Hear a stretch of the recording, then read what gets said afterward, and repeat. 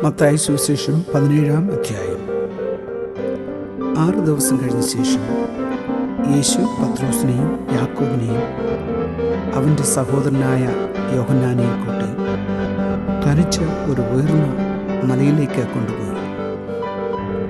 അവരുടെ മുമ്പാകെ രൂപാന്തരപ്പെട്ടു. അവൻ്റെ മുഖം സൂര്യനെ പോലെ ശോഭിച്ചു. അവൻ്റെ വസ്ത്രം വെളിച്ചം പോലെ വെള്ളയായിത്തീർന്നു. മോശയും ഏലിയാവും അവനോട് സംഭാഷിക്കുന്നതായി അവർ കണ്ടു.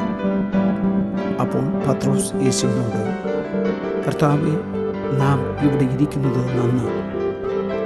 നിനക്ക് സമ്മതമെങ്കിൽ ഞാനിവിടെ 3 കുടിലുണ്ടാക്കാം. ഒന്ന് നിനക്ക്, ഒന്ന് മോശയ്ക്കും, ഒന്ന് ഏലിയാവിനും എന്ന് പറഞ്ഞു. അവൻ പറയുമ്പോൾ തന്നെ പ്രകാശമുള്ളൊരു മേഘം അവരുടെ മേൽ നിഴലിട്ടു. മേഘത്തിൽ നിന്ന്, ഇവൻ എൻ്റെ പ്രിയപുത്രൻ, ഇവങ്കിൽ ഞാൻ പ്രസാദിക്കുന്നു, ഇവന് ചെവി കൊടുപ്പിനെന്ന് ഒരു ശബ്ദം ഉണ്ടായി. ശിഷ്യന്മാർ അത് കേട്ടിട്ട് ഏറ്റവും ഭയപ്പെട്ട് കലർന്നു വന്നു. യേശു അടുത്തു ചെന്ന് അവരെ തൊട്ട്, എഴുന്നേൽപ്പീൻ, ഭയപ്പെടേണ്ട എന്ന് പറഞ്ഞു. അവർ തലപൊക്കിയാറി യേശുവിനെ മാത്രമല്ലാതെ ആരെയും കണ്ടില്ല. അവൻ മലയിൽ നിന്ന് മനുഷ്യപുത്രൻ മരിച്ചവരുടെ ഇടയിൽ നിന്ന് ഉയർത്തെഴുന്നേൽക്കുന്നു, ഈ ദിവസം ആരോട്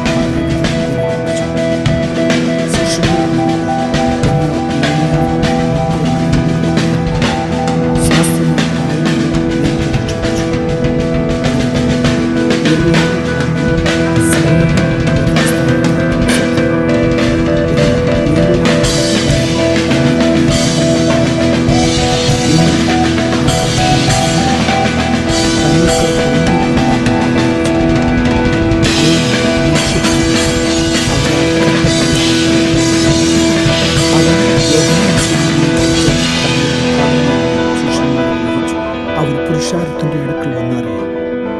ഒരു മനുഷ്യൻ വന്ന് അവൻ്റെ മുമ്പാകെ മുട്ടുകുത്തി, കർത്താവേ, എൻ്റെ മകനോട് കരുണയുണ്ടാകണമേ. അവൻ ചന്ദ്രരോഗം പിടിച്ച് പലപ്പോഴും തീയിലും പലപ്പോഴും വെള്ളത്തിലും വീണ് വല്ലാത്ത കഷ്ടത്തിലായി പോകുന്നു. ഞാൻ അവനെ നിന്റെ ശിഷ്യന്മാരുടെ അടുക്കൽ കൊണ്ടുവന്നു, എന്നാൽ സൗഖ്യം വരുത്തുവാൻ അവർക്ക് കഴിഞ്ഞില്ല എന്ന് പറഞ്ഞു. അതിന് യേശു, അവിശ്വാസവും കൂട്ടവുമുള്ള തലമുറയെ, എത്രത്തോളം ഞാൻ നിങ്ങളോട് കൂടിയിരിക്കും, എത്രത്തോളം നിങ്ങളെ സഹിക്കും, അവനെ എൻ്റെ അടുക്കൽ കൊണ്ടുവരുവൻ എന്നുത്തരം പറഞ്ഞു. യേശു ഭൂതത്തെ ശാസിച്ചു, അത് അവനെ വിട്ടുപോയി. ബാലന് ആ നാഴിക മുതൽ സൗഖ്യം വന്നു. പിന്നെ ശിഷ്യന്മാർ സൗകര്യമായി യേശുവിൻ്റെ അടുക്കൽ വന്നു. ഞങ്ങൾക്ക് അതിനെ പുറത്താക്കി കൂടാഞ്ഞത് എന്ത് എന്ന് ചോദിച്ചു. അവൻ അവരോട്, നിങ്ങളുടെ അല്പവിശ്വാസം നിമിത്തമത്രേ.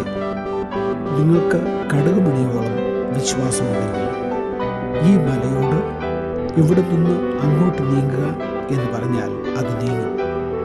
നിങ്ങൾക്ക് ഒന്നും അസാധ്യമാകിയില്ല.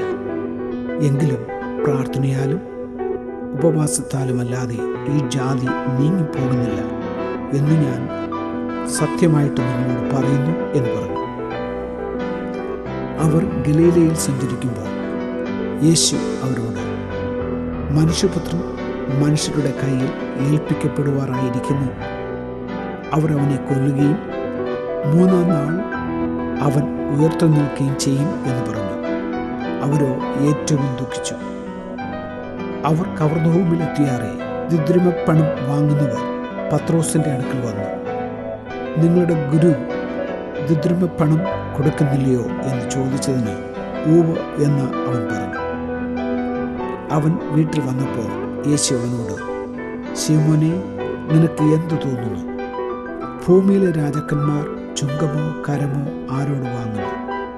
പുത്രന്മാരോടോ അന്യരോടോ എന്ന് മുന്നിട്ട് ചോദിച്ചതിന് അന്യരോട് എന്ന് അവൻ പറഞ്ഞു.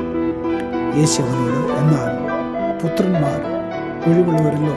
എങ്കിലും നാം അവർക്ക് ഇടർച്ച വരുത്താതിരിക്കേണ്ടതിന് നീ കടലിലേക്ക് ചെന്ന് ചൂണ്ടിലിട്ട് ആദ്യം കിട്ടുന്ന മീനിനെ എടുക്കുക, അതിൻ്റെ വായ് തുറക്കുമ്പോൾ ഒരു ചതുർദ്രഹ്മ പണം കാണും.